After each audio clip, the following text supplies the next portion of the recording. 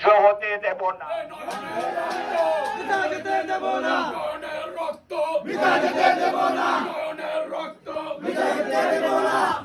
তৃণমূল বিএনপিকে বলছি, আপনারা ভয়ভীত হবেন না, পোস্ট নিয়ে ভয় পাবেন না।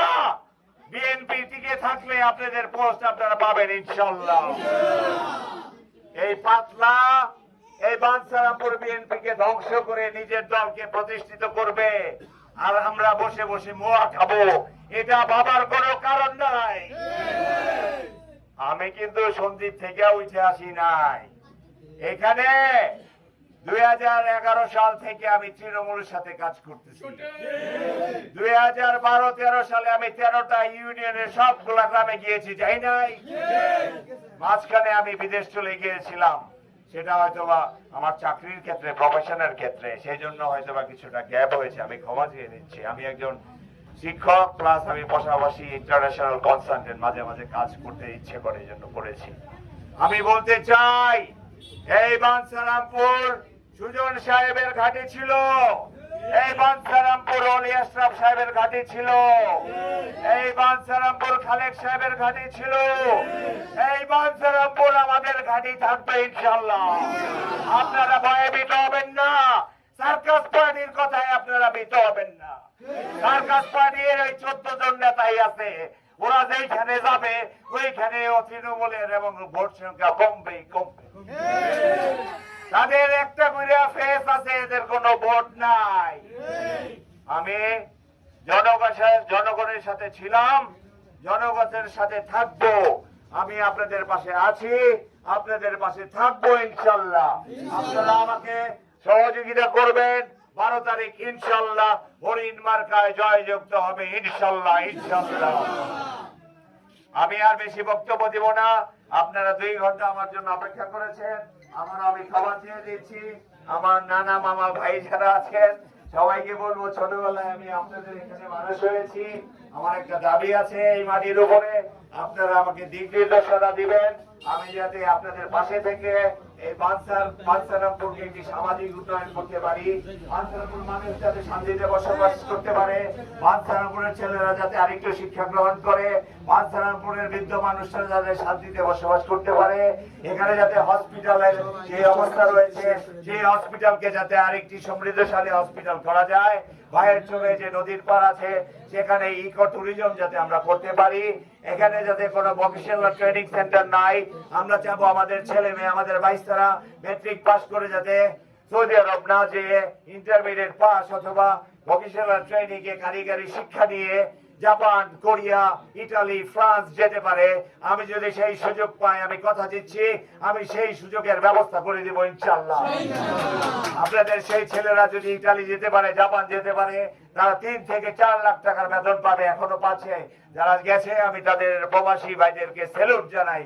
তারা হলো রেমিটেন্স যোদ্ধা। তোমরা এই দেশকে বাঁচিয়ে রেখেছো, তোমরা এই বাঞ্ছারামপুরকে বাঁচিয়ে রেখেছো, তোমরা জানো কিনা জানি না। রেমিটেন্স প্রাপ্ত বাংলাদেশের 460টা উপজেলার মধ্যে বাঞ্ছারামপুর হচ্ছে 2য় নাম্বার, 1 নাম্বার হচ্ছে বিশ্বনাথ সিলেটের। সুতরাং প্রবাসী ভাই, আপনাদেরকে আমি লাল স্যালুট জানাই। তোমরা আমাদের এই বাঞ্ছারামপুর না বাংলাদেশকে টিকিয়ে রেখেছো। তোমাদের কোনো ভয় নাই। তোমরা বলো এই সার্কাস পার্টি যাতে সার্কাস বন্ধ করে দেয়। তোমাদের তো আর পোস্ট দেওয়ার কোনো সুযোগ নাই। তোমরা প্রচারণায় নামো, এই সার্কাস পার্টির সার্কাস বন্ধ করা উচিত। আমি আমার কথায় ফিরে আসি। এই বাঞ্ছারামপুর যাতে একটি হিন্দু, বৌদ্ধ, খ্রিস্টান, মুসলমান সম্প্রীতির বাঞ্ছারামপুর তৈরি হয়, আমি সচেষ্ট থাকবো ইনশাআল্লাহ। আমি মুখে শুধু বলি না। 5ই আগস্ট যখন হাসিনা সরকার এই দেশ থেকে পলায়ন করেছিল, আমি শত বাধা বিপত্তি উপেক্ষা করে বাঞ্ছারামপুরে এসেছিলাম। সন্ধ্যা 6টা থেকে রাত 2:30টা পর্যন্ত আমি বাঞ্ছারামপুর বাজারে অবস্থান করেছি, যাতে কোন দুর্বৃত্ত কোন হিন্দু দোকানে হামলা করতে না পারে, কোন দুর্বৃত্ত যাতে কোন দোকানে লুটপাট করতে না পারে। আমি পাশে ছিলাম সকলের। আমি ঘোষণা দিয়েছিলাম, বক্তৃতা দিয়েছিলাম, এই বাঞ্ছারামপুরে কারো বাড়িতে কারো দোকানে কোন শিক্ষা প্রতিষ্ঠানে যদি ফুলের টোকা কেউ দিয়ে থাকে তাকে এই বাঞ্ছারামপুরে আমরা থাকতে দিব না। আমি বলেছিলাম কিনা আমার সাথে রাজন সূত্রধর আছে আর অনেকেই ছিল, কিন্তু কোন বাড়িতে কোন রকম ফুলের টোকা পড়ে নাই। আমি যদি সুযোগ পাই আমি ঘোষণা দিতে চাই আল্লাহ তাআলাকে সাক্ষী রেখে এই বাঞ্ছারামপুরে মাদক মুক্ত থাকবে, এই বাঞ্ছারামপুর সন্ত্রাস মুক্ত থাকবে, এই বাঞ্ছারামপুর চাঁদা মুক্ত থাকবে, এই বাঞ্ছারামপুর শিক্ষার উন্নত পরিবেশ তৈরি করব। আমি একজন বিশ্ববিদ্যালয়ের শিক্ষক, আমার বাবা বিশ্ববিদ্যালয়ের 46 বছরের শিক্ষকতা করেছে। আমি চাই এই বিশ্ববিদ্যালয় এই বাঞ্ছারামপুরে একটি শিক্ষার সুন্দর পরিবেশ সৃষ্টি করে। লাস্ট একটি কথা বলবো, এই ব্রাহ্মণবাড়িয়ায় স্বাধীনতার পর থেকে অনেক নেতা হয়েছে, অনেক মন্ত্রী হয়েছে, অনেক এমপি হয়েছে। এই ব্রাহ্মণবাড়িয়ায় কি কোনো বিশ্ববিদ্যালয় আছে? এই ব্রাহ্মণবাড়িয়ায় কি সরকারি কোনো মেডিকেল হসপিটাল আছে? কেন নাই? এমপি মন্ত্রী তো অভাব ছিল না 70 সাল থেকে? ছিল? অভাব ছিল? কেন নাই? একটা বিশ্ববিদ্যালয় আর একটা মেডিকেল কলেজ হসপিটাল থাকবে না কেন? আমি কথা দিচ্ছি আল্লাহ তাআলাকে সাক্ষী রেখে, আপনাদের উসিলায় আল্লাহ তাআলা যদি আমাকে কবুল করেন, আমি চেষ্টা করব বাঞ্ছারামপুরে একটা ভোকেশনাল ট্রেনিং সেন্টার খোলার জন্য। আমি চেষ্টা করব ব্রাহ্মণবাড়িয়ায় যাতে একটা বিশ্ববিদ্যালয় তৈরি হয়, একটি মেডিকেল সেন্টার তৈরি হয় ইনশাআল্লাহ। আমি 10,000 ছেলেকে পড়াই, আমার নিজের 330টা ছেলে আছে। আমি ছাত্রদেরকে দেখলে মনে হয় তাদেরকে শিক্ষিত করিয়ে। সুতরাং এটুকু বলবো, আমার দ্বারা যদি বাঞ্ছারামপুরে কেউ উপকৃত কষ্ট পেয়ে থাকেন, আমি যদি কোনো অন্যায় করে থাকি, আপনারা আমাকে ভোট দিয়েন না। আপনারা যদি দেখেন আমার 40 বছর, আমার বাবার 50 বছর, এই 90 বছরে আমার পরিবারের মধ্যে যদি একটি কালো দাগ থাকে, তাহলে আমাকে ভোট দেওয়ার দরকার নাই।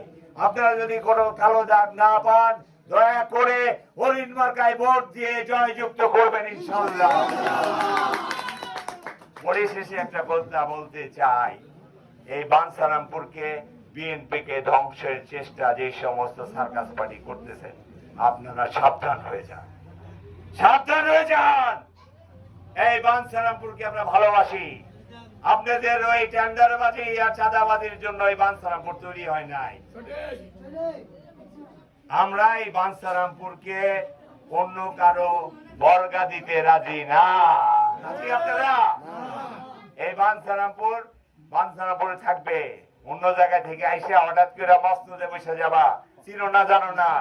আমরা 11 সাল থেকে কাজ করে ওরা 40% লোককে চিনতে পারি নাই, বুকে জড়াইতে পারি নাই। 3 মাসে আইসা তুমি মসনদে বসবা, কেমনে হয় এটা? জোর করে নিতে পারবা না। জোর করে বাঞ্ছারামপুরের আসন নেওয়া যাবে না। বাঞ্ছারামপুরের আসন জোর করে নেওয়া যাবে না। আমরা তৃণমূল বিএনপি সাথে নিয়ে সুন্দর একটি সুষ্ঠু free fair and credible election যাতে এই প্রশাসন করতে পারে, আমরা তার জন্য সচেষ্ট থাকবো। কিন্তু এর যদি ব্যত্যয় ঘটে, আমি কসম করে বলতে চাই, এই বাঞ্ছারামপুরের প্রতিটি কর্মচারী, প্রতিটি যারা আছেন দায়িত্বে প্রাপ্ত, তাদেরকে আমরা ছেড়ে দেব না। অবশেষে আমি আর বেশি বক্তব্য দিতে চাই না। আপনাদের দোয়া, ভালোবাসা, সহযোগিতা নিয়ে একটি সুন্দর সম্প্রীতির বাঞ্ছারামপুর গড়ব, এই আশাবাদ ব্যক্ত রেখে সবাই আজকে এখানে উপস্থিত হওয়ার জন্য, আমার জন্য 2 ঘন্টা অপেক্ষা করার জন্য ক্ষমা চেয়ে আমি আমার বক্তব্য শেষ করছি। খোদা হাফেজ। বাংলাদেশ জিন্দাবাদ, জাতীয় দল জিন্দাবাদ, জিন্দাবাদ। What